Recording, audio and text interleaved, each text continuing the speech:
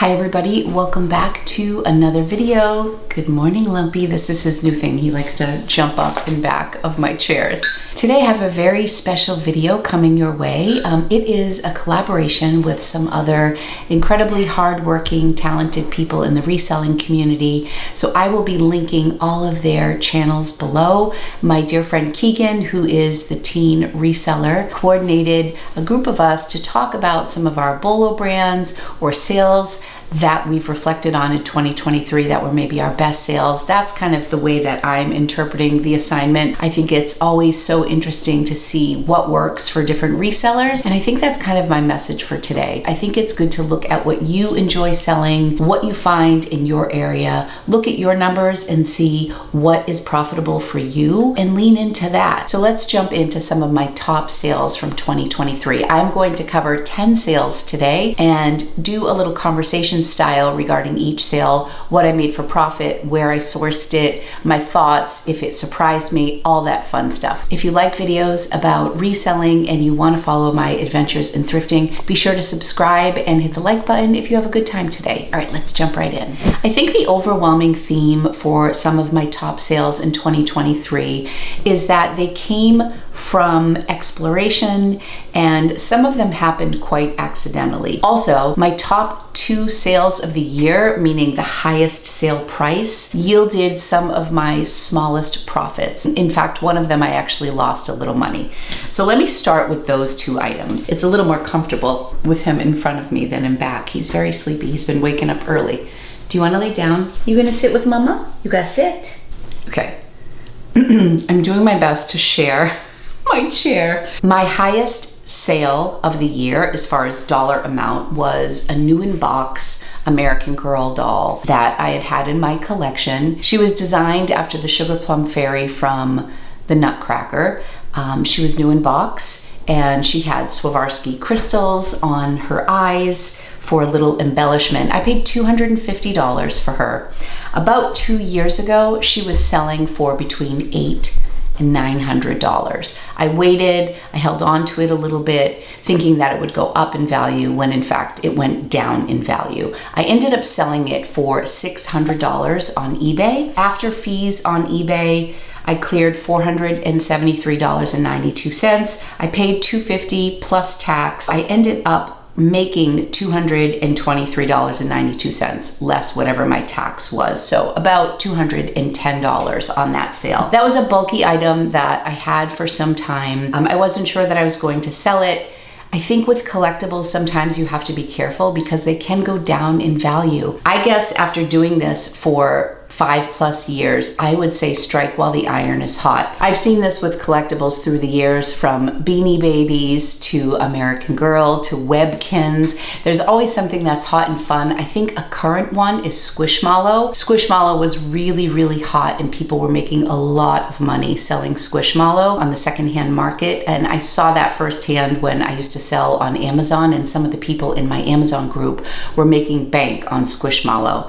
Now, a lot of Squishmallow sits. I'm sure there are some still really valuable pieces. I don't know them, but I just wanted to use that as an example. If you're holding on to something and it seems to be doing really well, we don't know where the peak is going to be, but sometimes I would say, if it's something that you want to move, just get it out the door, get that profit. I'm not sad that mine sold for $600. I still profited over $200. But if I had sold it 2 years ago, I would have made more money and would have gotten the clutter out of my house sooner. The second item that sold for $400, which was the second highest sale of the year, both sold on eBay, I actually lost about $10 on. This item I didn't plan on selling, so it wasn't like an investment piece that I knew I was going to flip. It was a fountain pen that I had purchased. It was a collaboration between 2 brands that I really love. For those of you who don't know, I started collecting fountain pens about 1.5 years ago, and it's been a really fun journey. I talk all about journaling, planning, and fountain pens and inks on my second channel called Time with Tata. So I purchased this pen, and it was a pricey pen. Actually, it cost $356, and that was with 20% off from one of the websites. I got it and it was just too bright for me. It was a collaboration between a Canadian brand and an American brand, Ferris Wheel Press and Esterbrook. I was all excited because it was the first time this collaboration had happened. There was a lot of hype over this pen and I kind of impulse purchased it. I got it, I inked it up once, I didn't love it. It was too bright. It wrote beautifully, but I just didn't like the looks of it. It was rainbow, and I was hoping for more blues and purples. I ended up getting more reds and oranges. Anyways, it wasn't for me for that price, so I decided to sell it. It sold relatively quickly. Technically it was used because I had inked it up, and it sold for $400 on eBay. I netted $342 for that pen, but I paid like $360. So I ended up losing some money on that.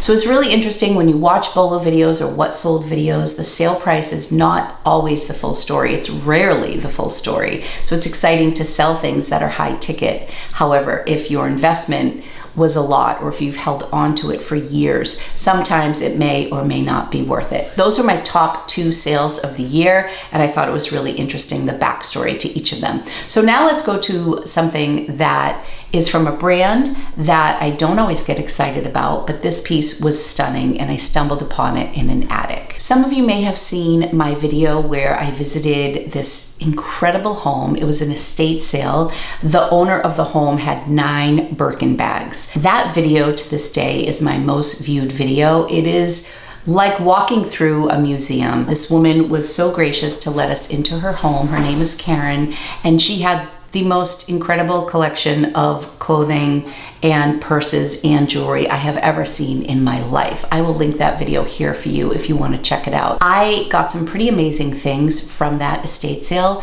In total, I spent $500. I picked up a Gucci bag that she sold to me for $10. I got beautiful vintage suits. My sister-in-law bought a Whiting and Davis full mesh metallic dress, shirt. It was just so incredible. But a few of the things that I purchased at that estate sale actually made their way to this list. So the next thing that I want to talk about is the Michael Kors collection Stanwick Ruffle Leather Clutch.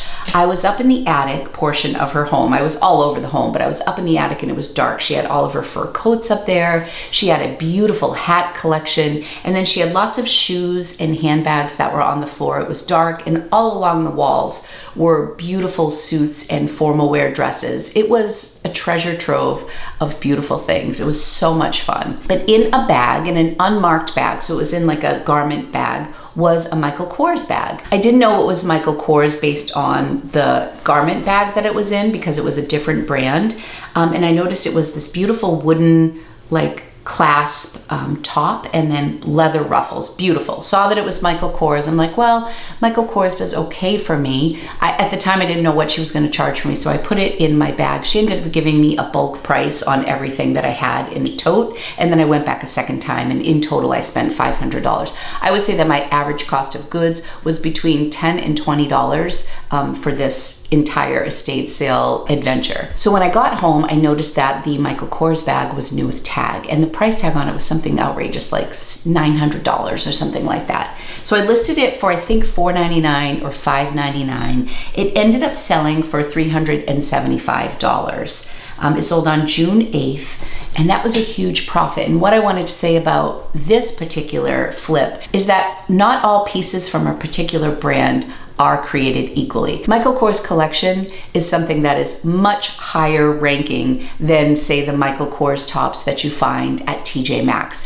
The same is true for Ralph Lauren. I think we're all pretty well versed as resellers in the levels of Ralph Lauren, you know, the purple and black label being at the top of the chain, and Ralph Lauren is one of the lower ends. It's really worthwhile to look into brands and see their levels. I also purchased a Michael Kors collection black bathing suit that had leather straps, brown leather straps. That ended up selling for about $140. That was in December of 22. I actually looked at that because I thought I might have sold it this year, but it was actually last year this time.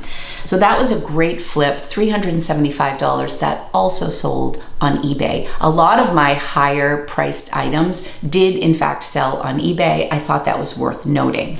So while we're talking about the estate sale, I want to talk about 2 vintage pieces from the artist Peter Max. Peter Max was really big in the 60s and 70s. I had never heard of him before, and a lot of people in the comments when I was talking about the sunglasses and the belt that I'm about to talk about were shocked that I had never heard of Peter Max. I was born in 1973, probably when he was doing really well. A lot of my memories are from like the early 80s, so I didn't know who Peter Max was. Karen, the homeowner, said she'd actually met Peter Max and he had signed some of the pieces that she had. They weren't the pieces that I bought, but I found it really interesting. So of course, my curiosity was piqued. I came home, I looked into Peter Max. I ended up selling 3 Peter Max items. One was a pair of glasses that were pretty beat up. I think they sold in like the $50, $60 range, but I sold a pair of sunglasses for $120 on May 15th, and I sold a Peter Max belt on July 9th for $149. Neither of these things were on BOLO lists, but I was so excited to find something and research it. And I think that's one of my biggest tips as a reseller. You have to be curious. Things aren't going to jump out at you. Oftentimes you have to do homework. You have to look into things. There are going to be a lot of dead ends, things you think are worth a lot and they're not, but then you get gems every once in a while. It's always good to be curious. That is how I found some of my best-selling items as a reseller over the past 5+ years. So these Peter Max things was hard to find comps on. A lot of the comps I found were on his artwork, but I found it really interesting. We took really beautiful pictures of the belt, shared all the details, because both the regular glasses that sold for a little bit less and the sunglasses that sold for $120, they had marks on them. They were not in pristine condition. The belt was in great condition, had his beautiful artwork on it. But those were 2 sales, $149 and $120. Again, I probably paid about $10 per item. It may have been even less. Karen was so generous. I didn't know the value of it. She wanted to get rid of stuff. She was moving out of a massive home. She had lost her husband, and she was a collector of beautiful things, as she put it. She definitely overindulged, and she admitted that. And she said, you know, I have all this stuff, I spent all this money, and at the end of the day, I have to sell it all. And that was also in the back of my mind when I started my decluttering journey. I took a little lesson from this incredibly kind woman, and Karen's journey and story was definitely part of my motivation for decluttering my own home. So those are 3 sales from that estate sale. There were definitely more sales, but those I thought were really fun and noteworthy, focusing on the Michael Kors being from the collection and not like the lower end brand.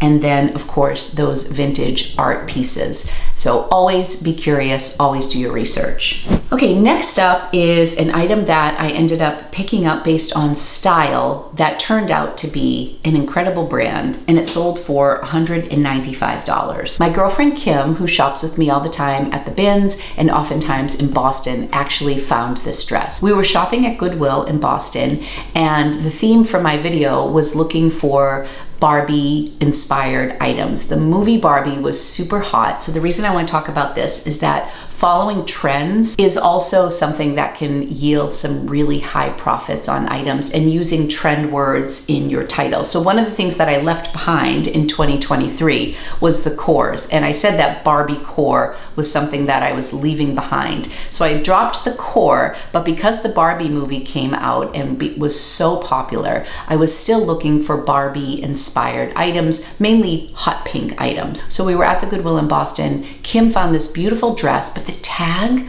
looked so cheap to me. I loved the style of the dress, but again, a lot of things that I love the style for end up not having good comps, and they sit forever. This had a really unassuming tag, but I loved the style of it. So we kept it in our cart, and when we had time, we looked at the comps in store, and we were floored. The brand is called Devotion. This was an Anthropologie dress, and it was like almost like a tiered dress, really cute. The tag looked really cheap in my opinion, but I was following the trend. I looked up the comps, and across the board, this dress, this style dress from the brand Devotion, was selling for between $175 and $225. I was blown away by the comps on this dress. Sometimes when I'm looking for something in particular, I take my time going through the racks, or I'm more thorough, like if I'm doing some sort of a thrift challenge.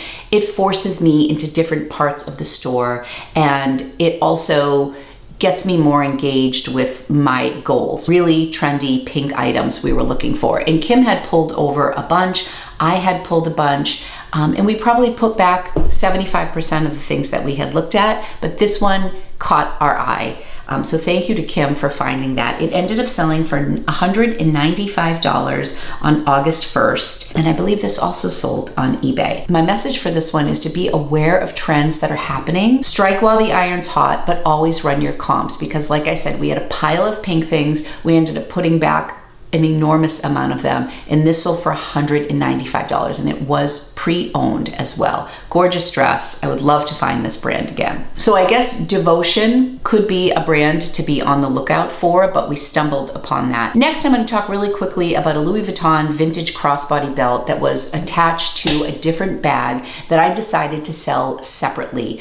I had purchased a couple Speedy bags. One was super beat up, one was in better condition. I think I sold one for $300 and one for $500, and I want to say, oh God, I probably paid like $50 to $100 for each. I don't even remember now. I bought them from a friend 2 Decembers ago. It was kind of like a buyout from a family friend, and one of the Speedy bags she gave me had a crossbody strap to it, and it happened to be on the bag that was really beat up, and I really just wanted to recoup my cost and sell that first bag. It wasn't really beat up. It needed some work. When you consider what Louis Vuitton bags go for now, that same bag is probably $2,000. So selling it for $300 is a score for somebody who could get it, love it up, maybe make a few repairs, and then I was able to recuperate the money. Then I sold the separate bag, and then I had this strap, and the reason I didn't sell it right away was because I wasn't sure that it was authentic.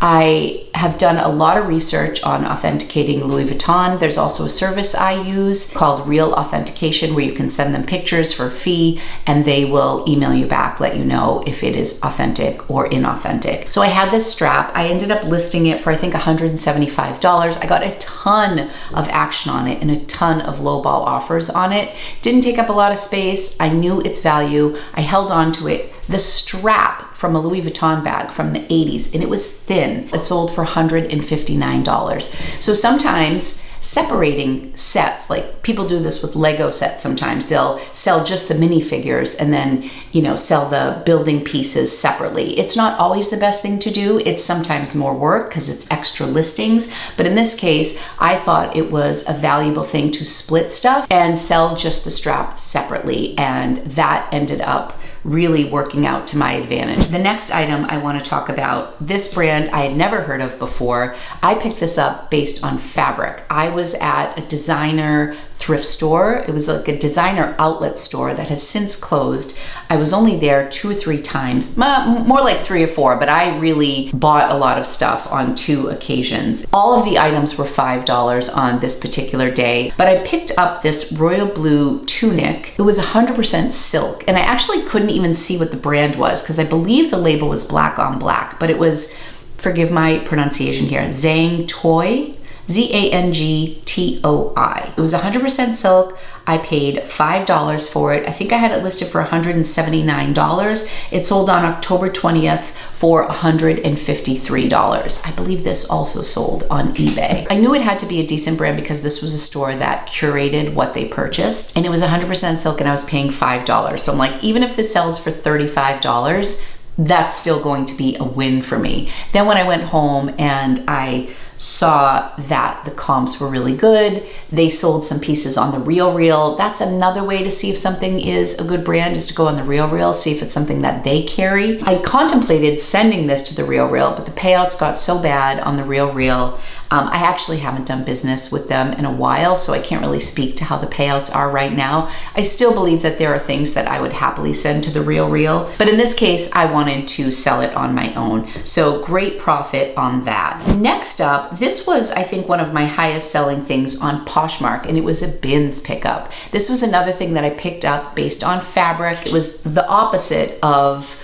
what happened with the Devotion dress. This looked like a beautiful piece. It was a fisherman knit sweater. It was wool, and the brand was Francis Valentine. I had never heard of it before. I found it at the bins. Somebody passed it over. I just rewatched the video, the clip of it, because I wanted to know the details behind it before I talked about it on this video. And I was in a bin and I saw someone pick it up and they threw it back down. They looked at it too, and I thought for sure they were gonna grab it. And I just like to pick up Irish knit sweaters because they sell sell pretty well for me. I had no idea that it was a designer brand. I just saw that it was Irish knit. I felt it. It was wool. The bins in my area where you pay by the pound are $2 a pound, and it sold for $173 on Poshmark. After fees, I got $136.38, so about $135 in profit on this sweater. This was something I picked up based on style. I love to pick up Irish knit sweaters, and material. It was wool, the quality looked good, and the tag was interesting to me. Again, the curiosity thing. I wanted to look into this brand because it looked like great quality. So I threw it in my cart, went home, did the research, and it was fantastic. I turned $2 into $135. Okay, my assistant Tina just arrived, and I brought Lumpy out in the rain to ship some packages, and now I'm back. I think I had left off on the Francis Valentine sweater, and I guess my message on that one is just because somebody else throws it back doesn't mean it isn't worth something very valuable to you. One man's trash is another man's treasure. Also, look for fabric content. Are you okay? Are you all right? Oh, what's the matter? We were outside and it's pouring, so he was drinking from a puddle. I think he got too much. That was wool. The Zhang Tuai, oh gosh, I know I'm saying that wrong. That was silk. So sometimes if you go just based on really good fabric, that can be a win. Even if it's not home run, you can still make some money on it. So the last sale that I want to talk about is something that was just sitting around my house. So my message here is look at home for some brands before you go out and spend money. I think that during my decluttering that I've been doing every week since September, I've discovered a lot of things that were right in my home that I didn't have to go out and thrift for. This I kind of knew was a winner. I had picked up this Lego Technic off-road truck years ago at a yard sale. And I thought maybe Rocco would want to use it, but he never did. And it sat in a box in my basement for years. When I finally looked at the comps, it looked like a lot of these were selling in Europe, and they were selling for over, or they were listed for like $159, $175. I listed it for $175. I was one of the only listings in the States, and it ended up selling for $110. And I took that offer on November 4th, and this was one I needed encouragement from either Tina or my husband. I think this particular time it was Jay. Take the offer, move it. I kind of thought that if I waited a little bit longer, I could make a little bit more money. But something that I learned in the month of December when I ran sales for every day of my Happy Holidays series is my numbers shot through the roof, and I was offering some really deep discounts. So I'm somebody who tends to list things a little bit on the higher price, on the higher side, and then I send offers a lot. That's a system that kind of works for me. So when I do a BOGO sale or I'm offering 50% off, I'm not like losing money. What I learned in the month of December is that sometimes if you're holding out for that higher price, you just end up being more of a storage unit. I am like the worst for this. I have 1,500 plus items in my inventory, and some of the stuff has been there since 2018, and it gets me into so much trouble. Stuff that I can't find because it's been so long, things that have been moved in inventory, stuff that's no longer in style, things that I have priced high and they're no longer something people are searching for.